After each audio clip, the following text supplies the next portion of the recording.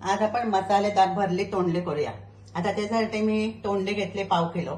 ते अशा प्रकारे दोन्ही देठ आणि मागची बाजू काढून टाकायचे आणि असे मध्ये चीर देऊन जसे आपण वांग्यात देतो तशा प्रकारे ही तयार करायची।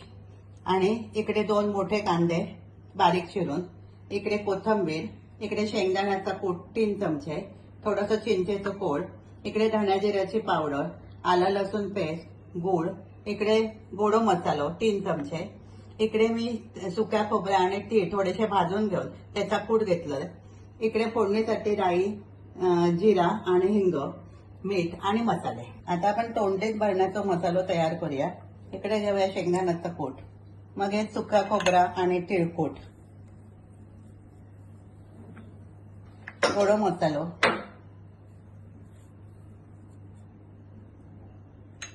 धण्या जिरा पावडर,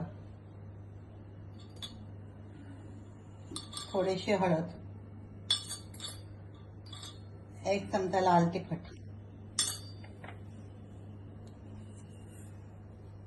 मीठ चवीप्रमाणे, चिंचेचा कोळ, थोडं चवीसाठी गूळ आणि थोडीशी कोथिंबीर। हा मसाला हाताने कालवून घेऊया।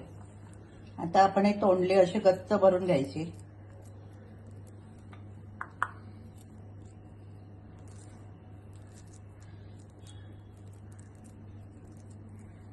अशा प्रकारे ही सगळी तोंडली आपण भरून घेऊया। आता ही सगळी तोंडली आपण अशा प्रकारे भरून घेतली। आता आपण इकडे फोडणी करूया। त्याच्यासाठी आपण हे कुकरमध्ये एका शिटीमध्ये हे तोंडली भरलेली तोंडली मसाला करूच होता। तर इकडे मी थोडा तेल जास्त घेतलंय, त्याच्यात घालायची जिरा, राई आणि हिंगाची फोडणी। आता ही फोडणी तडतडली, त्याच्यात घालूया कांदा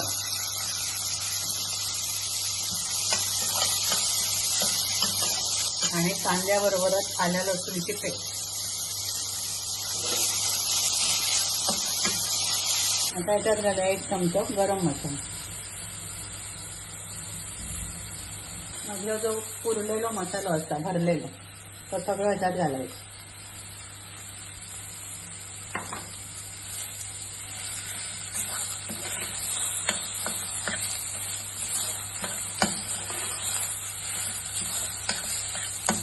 आणि ही सगळी भरलेली तोंडले त्याच्यामध्ये लावून द्यायची। याच्यात आपण थोडासा पाणी घालूया, थोडी कोथिंबीर टाकायची आणि कुकरचं झाकण लावून फक्त 1 शिट्टी काढायची। आता आपण कुकर उघडून बघूया। अशी ही मसाला तोंडली तयार।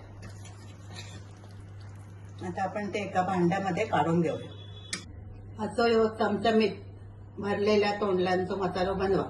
तोंडल्या स्वतःची काही चव नसतं, त्यामुळे अशी त्याला चव आणूची लागतात। तर ही रेसिपी तुमका आवडली असाल तर लाईक करा, शेअर करा, सबस्क्राईब करा।